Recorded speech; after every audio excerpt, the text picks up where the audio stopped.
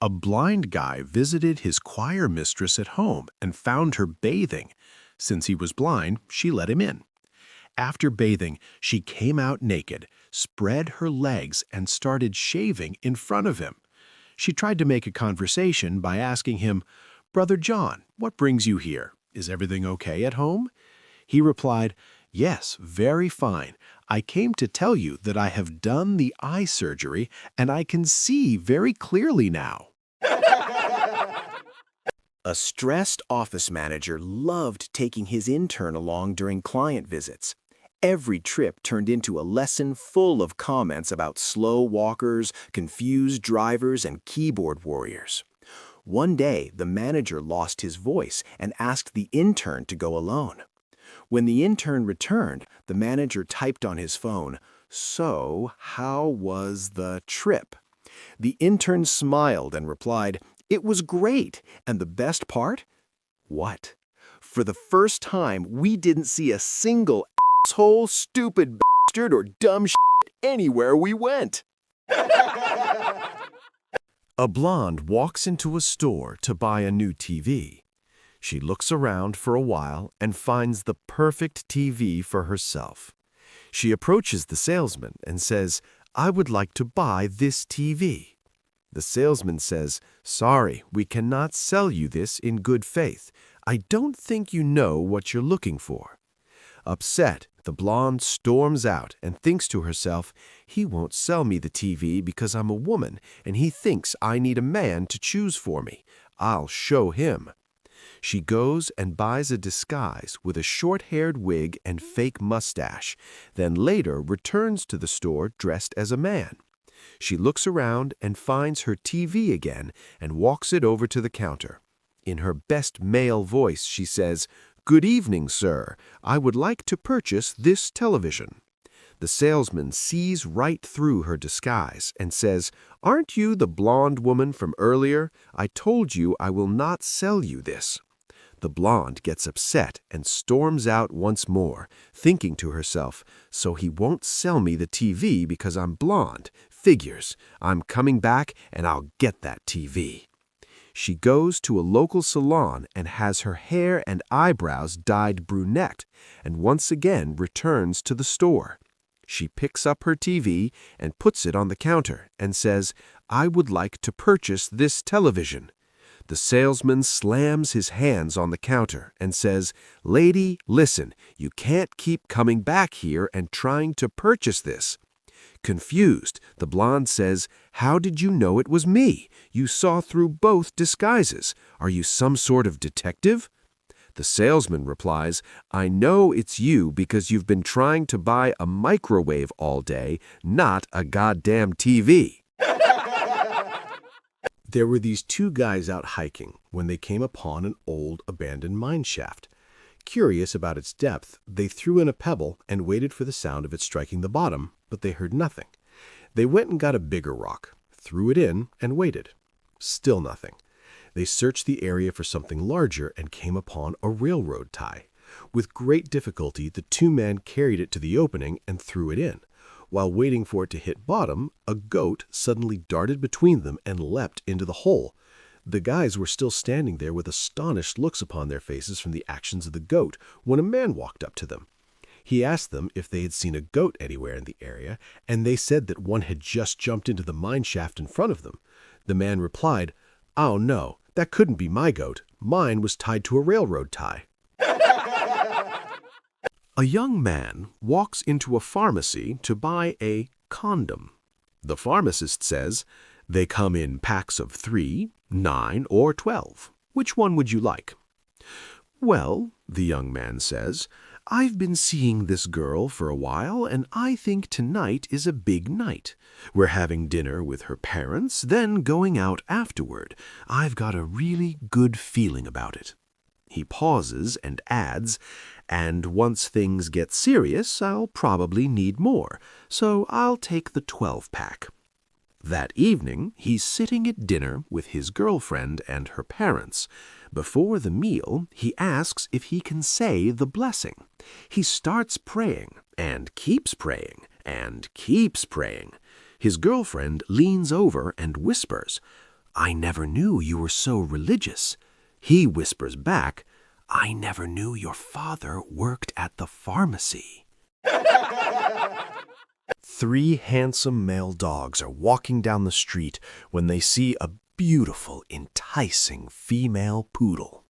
The 3 male dogs fall all over themselves in an effort to be the one to reach her first, but end up arriving in front of her at the same time. The males are speechless before her beauty, slobbering on themselves and hoping for just a glance from her in return. Aware of her charms and her obvious effect on the 3 suitors, she decides to be kind and tells them, the first one who can use the words liver and cheese together in an imaginative, intelligent sentence can go out with me. The sturdy, muscular black lab speaks up quickly and says, I love liver and cheese. Oh, how childish, said the poodle. That shows no imagination or intelligence whatsoever. She turned to the tall, shiny golden retriever and said, How well can you do? I hate liver and cheese, blurts the golden retriever. My, said the poodle. I guess it's hopeless. That's just as dumb as the lab's sentence. She then turns to the last of the 3 dogs and says, How about you, little guy? The last of the 3, tiny in stature but big in fame and finesse, is the Chihuahua. He gives her a smile, a sly wink, turns to the golden retriever and the lab and says, Liver alone, cheese mine. Why do you want a divorce?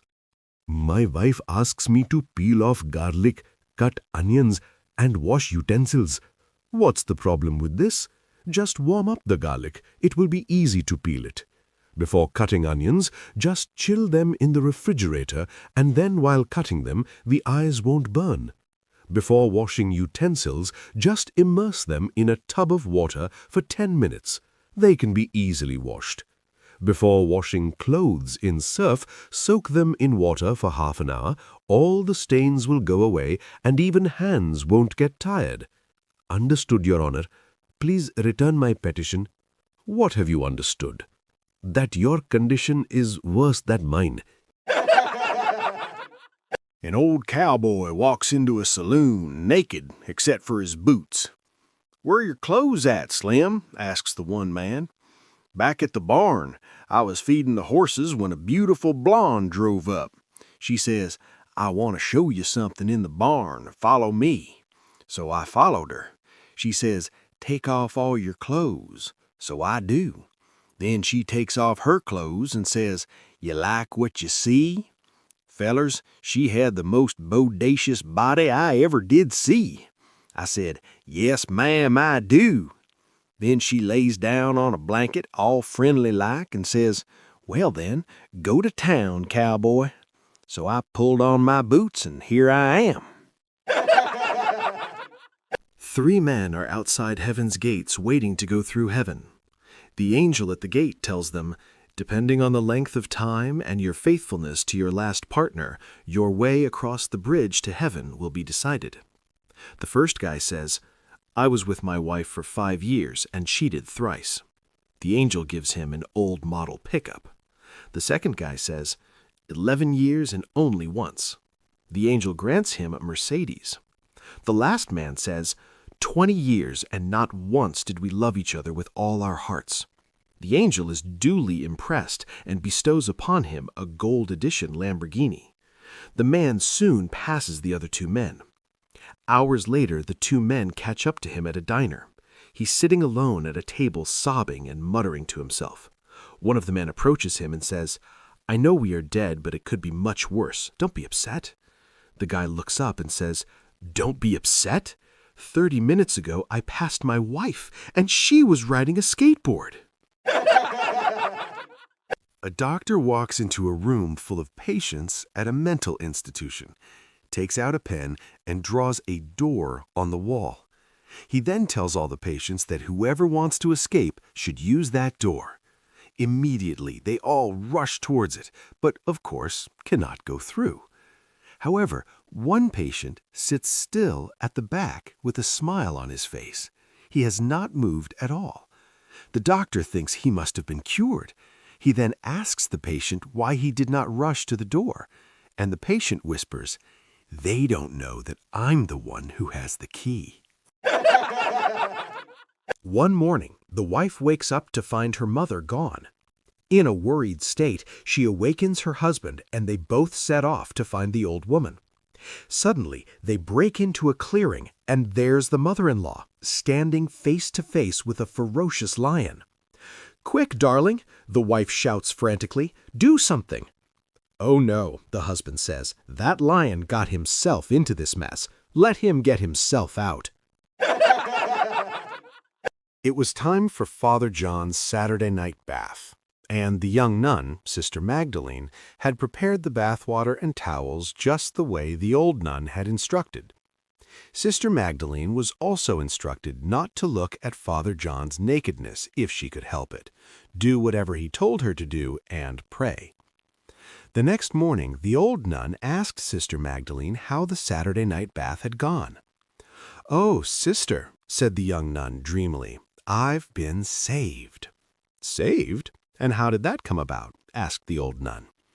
"Well, when Father John was soaking in the tub, he asked me to wash him, and while I was washing him, he guided my hand down between his legs where he said the Lord keeps the key to heaven." "Did he?" said the old nun curiously. Sister Magdalene continued, "And Father John said that if the key to heaven fits my lock, the portals of heaven would be opened to me, and I would be assured salvation and eternal peace. And then Father John guided his key to heaven into my lock." "Is that a fact?" said the old nun, even more curiously. "At first it hurt terribly, but Father John said the pathway to salvation was often painful, and that the glory of God would soon swell my heart with ecstasy. And it did. It felt so good being saved." "That wicked old said the old nun. "He told me it was Gabriel's horn, and I've been blowing it for 40 years. A little Johnny got on the bus, sat next to a man reading a book, and noticed he had his collar backward. The little Johnny asked why he wore his collar backward. The man, who was a priest, said, "I am a father." The little Johnny replied, "My daddy is also a father, but he doesn't wear his collar like that." The priest looked up from his book and answered, "I am the father of many." The little boy said, "My dad has 4 boys, 4 girls, and 2 grandchildren, and he doesn't wear his collar that way." The priest, getting impatient, said, "I am the father of hundreds," and went back to reading his book. The little boy sat quietly thinking for a while, then leaned over and said, "Maybe you should wear a condom and put your pants on backwards instead of your collar." A passenger train is creeping along slowly. Finally, it creaks to a halt. A passenger sees a conductor walking outside. "What's going on?" she yells out of the window. "Cow on the track," replies the conductor. 10 minutes later, the train resumes its slow pace. Within 5 minutes, however, it stops again. The woman sees the same conductor walking outside. She leans out of the window and yells, "What happened? Did we catch up with the cow again?" A blonde was rollerblading with her headphones on. She stopped at a hair salon and asked for a haircut. She instructed that the hairstylist could not take off her headphones. The stylist replied, refusing to cut her hair, so she left. She went to a different hair salon and said the same thing. This time, the stylist agreed to cut her hair. After a while, the blonde fell asleep in the chair. To wake her, the stylist took off the headphones. The blonde immediately fell on the floor, flopped, and died. Confused at what happened, the stylist put on the headphones. They were saying, "Breathe in, breathe out." In the men's bathroom, an accountant, a lawyer, and a cowboy were standing side by side using the urinal. The accountant finished, zipped up, and started washing and literally scrubbing his hands clear up to his elbows. He used 20 paper towels before he finished. He turned to the other 2 men and commented, I graduated from the University of Michigan, and they taught us to be clean. The lawyer finished, zipped up, quickly wet the tips of his fingers, grabbed one paper towel, and commented, I graduated from the University of California, and they taught us to be environmentally conscious. The cowboy zipped up, and as he was walking out the door said, I graduated from Texas Tech University, and they taught us not to piss on our hands. A man went for a job interview at a tech company. The interviewer wanted to test his problem-solving skills. He placed a locked phone on the table and said, Your task is to turn this phone off. You may use a hammer, a screwdriver, or a reset pin. The man smiled and said, Oh, that's easy. A smart person would use the hammer because it's the strongest. The interviewer shook his head and replied, No, a smart person would just press the power button. Then he leaned forward and asked, So, would you like the desk near the window or near the exit? Two co-workers were stuck late at night in a locked office building after everyone else had gone home. They wanted to leave, but the security system had shut all the doors. One of them noticed a gap between their floor and the next building where an open balcony led straight outside. The first guy confidently jumped across without any trouble. The second guy froze. No way, he said. I'll fall. The first guy thought for a moment and said, Relax, I've got an idea. I'll use my phone flashlight and point it across the gap. You can just walk along the light. The second guy stared at him and said, What do you think I am, an idiot? You'll swipe the screen halfway through and check a notification. A man and a little boy entered a barber shop together. After the man received the full treatment, shave, shampoo, manicure, haircut, etc., he placed the boy in the chair. I'm going to buy a green tie to wear for the parade, he said. I'll be back in a few minutes. When the boy's haircut was completed and the man still hadn't returned, the barber said, Looks like your daddy's forgotten all about you. That wasn't my daddy, said the boy. He just walked up, took me by the hand, and said, Come on, son, we're gonna get a free haircut. The blonde wife came home from her first day commuting into the city. Her husband noticed she was looking a little peaked and asked, Honey, are you feeling all right?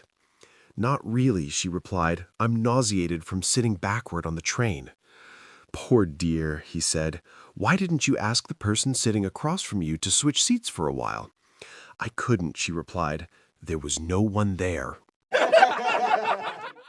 A man accompanied his wife when she went to the parlor for a haircut. Reading a magazine in the reception area, he found an interesting article. He asked the receptionist if he could take the magazine next door to make a photocopy. Leave some ID, a driver's license or a credit card, she said. But my wife is here getting a haircut, he explained. Yes, I know, she replied, but I need something you'll come back for. A man took his parrot to a specialty shop to get its feathers trimmed and asked the price. The clerk said, That'll be $80. The man scoffed.